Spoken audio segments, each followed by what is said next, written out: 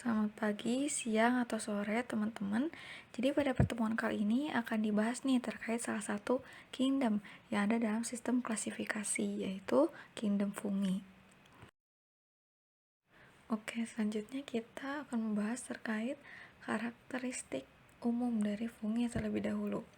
Nah, di sini terdapat beberapa poin nih terkait karakteristik dari fungi. Yang pertama yaitu dia bersifat eukariot. Nah, mungkin teman-teman juga udah pada tahu ya kalau eukariot itu berarti mereka itu sudah memiliki inti yang sejati. Jadi mereka itu karena sudah memiliki membran inti, tidak seperti prokariot yang belum memiliki membran inti. Kemudian yang kedua, mereka itu bisa bersifat uniseluler atau terdiri dari satu sel, ataupun mereka itu bisa bersifat multiseluler. Dan memang kebanyakan fungi ini memang memiliki ciri berupa multiseluler kebanyakan. Kemudian yang ketiga dan keempat itu mereka tidak memiliki klorofil dan juga dinding selnya itu terbuat dari kitin. Nah, hal ini salah satunya yang membedakan dengan kingdom plantae. Kalau kingdom plantae itu mereka itu memiliki klorofil sehingga mereka bisa termasuk ke dalam organisme yang autotrof. Nah, ketika fungi ini memiliki atau dalam artian tidak memiliki klorofil gitu, berarti mereka itu termasuk organisme yang heterotrof seperti itu. Kemudian mereka bisa melakukan reproduksi secara seksual ataupun aseksual, dan sebagian besarnya itu bersifat mikroskopik atau tidak bisa dilihat dengan mata telanjang, dan mereka itu hidup di daerah yang terestrial atau di daratan. Fisiologi, struktur, dan juga simbiosis dari fungi. Nah, untuk nutrisi dan fisiologi, jadi fungi ini merupakan organisme kemoorganotrof. Nah, berarti fungi ini termasuk dalam organisme yang mendapatkan energi melalui oksidasi senyawa organik. Nah, hal ini menyebabkan kenapa fungi ini termasuk ke dalam organisme yang heterotrof gitu, bukan autotrof. Kalau organisme autotrof itu berarti dia itu bisa mengubah bahan yang anorganik atau materi anorganik menjadi organik gitu. Sedangkan kalau jamur itu dia justru mendapatkan energinya itu yang melalui oksidasi dari senyawa organik. Jadi fungi ini langsung menggunakan senyawa organik gitu. Nah, kemudian fungi juga bisa bertindak sebagai dekomposer. Jadi dalam artian mereka bertindak sebagai pengurai. Jadi jamur itu bisa mencerna material dari tumbuhan atau hewan yang sudah mati, misalkan seperti itu. Kemudian bisa juga bersifat parasit. Nah, untuk morfologi spora dan juga dinding sel, jadi seperti tadi yang sudah disebutkan ya, kalau fungi itu bisa uniseluler maupun multiseluler, namun sebagian besar dari fungi itu memang bersifat multiseluler. Kemudian fungi ini bisa membentuk jaringan filamen yang disebut dengan hifa gitu.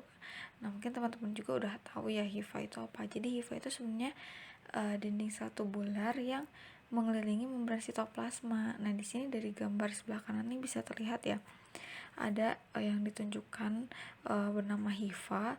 Nah, nanti hifa ini itu biasanya bisa tumbuh melintasi di atas permukaan gitu, jadi membentuk areal hifa gitu, dan bisa membentuk seperti berkas padat gitu yang bisa terlihat secara makroskopik gitu, yang disebut dengan miselium gitu. Jadi kumpulan dari hifa-hifa itu bisa disebut sebagai miselium. Kemudian fungi juga dia bisa membentuk fruiting body gitu. Nah, itu merupakan seperti makroskopik reproductive structure gitu. Jadi dia memang bisa terlihat gitu dengan mata telanjang gitu, seperti yang ada di gambar di paling kanan gitu. Itu merupakan fruiting body.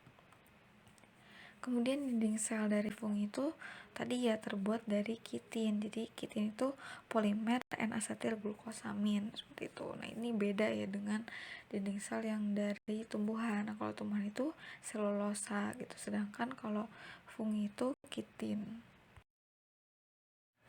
Sama seperti makhluk hidup lainnya, fungi juga dapat melakukan simbiosis nih dengan organisme lain.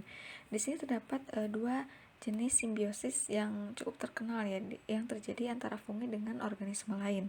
Nah, untuk yang pertama itu ada yang namanya mikoriza. Nah, untuk mikoriza ini merupakan simbiosis mutualisme yang terjadi antara tumbuhan dengan fungi. Oleh karena itu, di sana terjadi interaksi nih kedua belah pihak antara tumbuhan dan juga fungi. Di sini terjadi transfer nutrisi dari dua arah.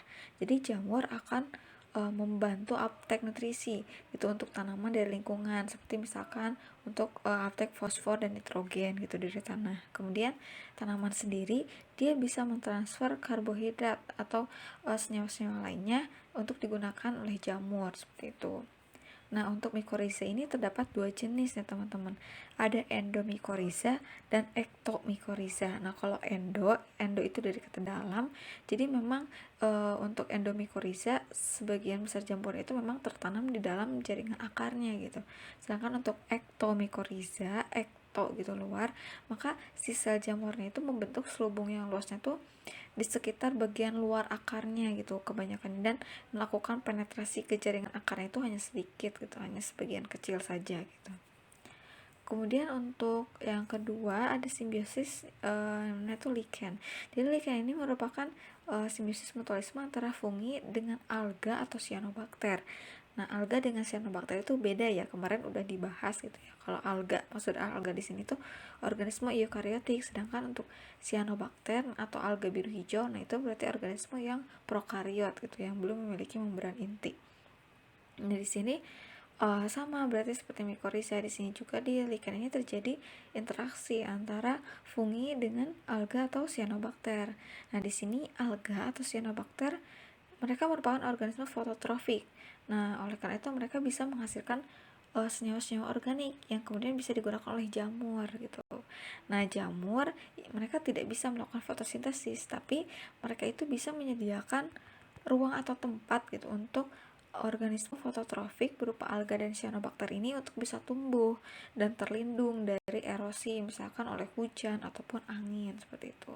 Nah, selain itu sebenarnya ada peran dari fungi lain, yaitu memprotek organisme fototrof ini dari kekeringan, biasanya seperti itu. Fungi dapat diklasifikasikan menjadi 4 jenis. Yang pertama ada Zygomicota, kedua ada Ascomycota, ketiga ada Basidiomycota, dan yang keempat ada Deuteramycota.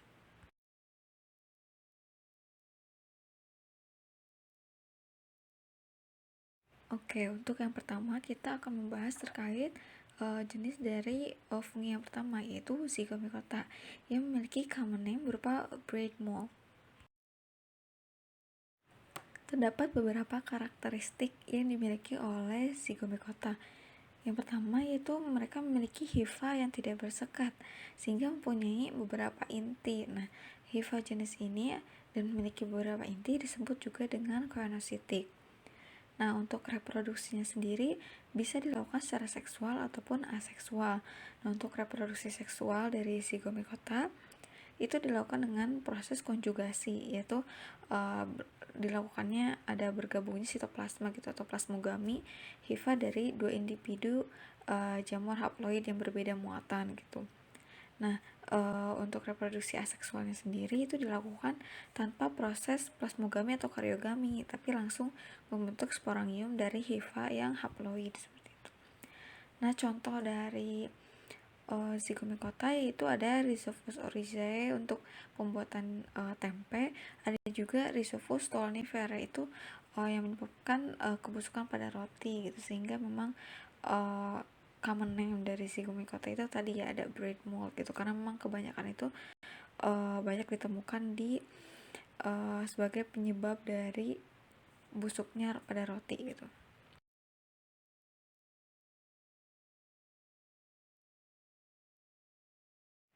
Selanjutnya terdapat kelompok yang bernama Ascomycota.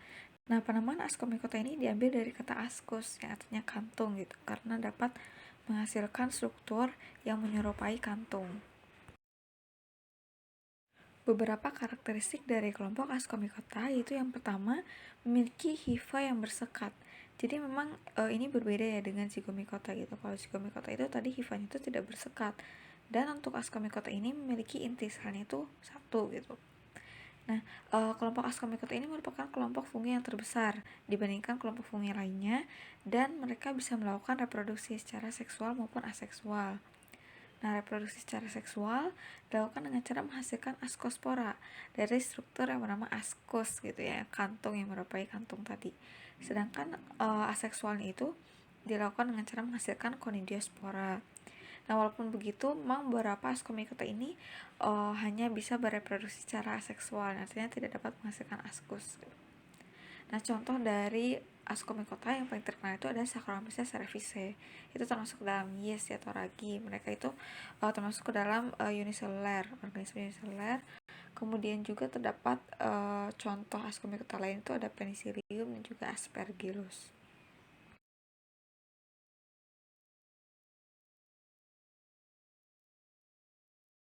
Selanjutnya kelompok yang ketiga yang akan kita bahas yaitu Basidiomycota. Karakteristik dari Basidiomycota yaitu yang pertama, hifa bersekat dan intisalnya itu satu, jadi sama seperti Ascomycota. Nah, hanya saja untuk kelompok Basidiomycota, mereka itu kelompok fungi terbesar kedua setelah Ascomycota dan reproduksinya itu bisa secara seksual maupun aseksual. Basidiomycota bisa melakukan reproduksi secara seksual dengan menghasilkan basidiospora dari struktur basidium dan aseksualnya itu dengan cara menghasilkan conidiospora. Nah, terdapat beberapa contoh dari Basidiomycota seperti ada Volvaria volvaceae atau jamur merang dan Auricularia polytricha atau jamur kuping yang biasa dikonsumsi oleh manusia. Sedangkan ada juga contoh yang memang jamurnya itu beracun. Nah, contohnya seperti pada gambar di samping yaitu jamur amanita.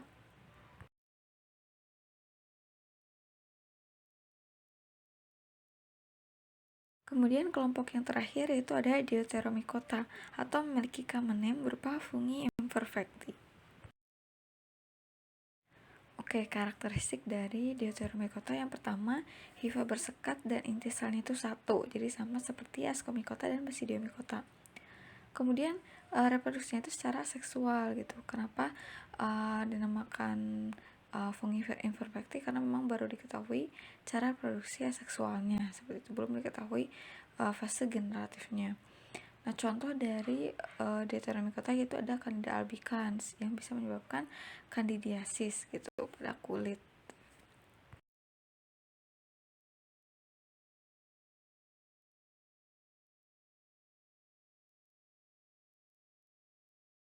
Oke, sekarang kita masuk ke latihan soalnya.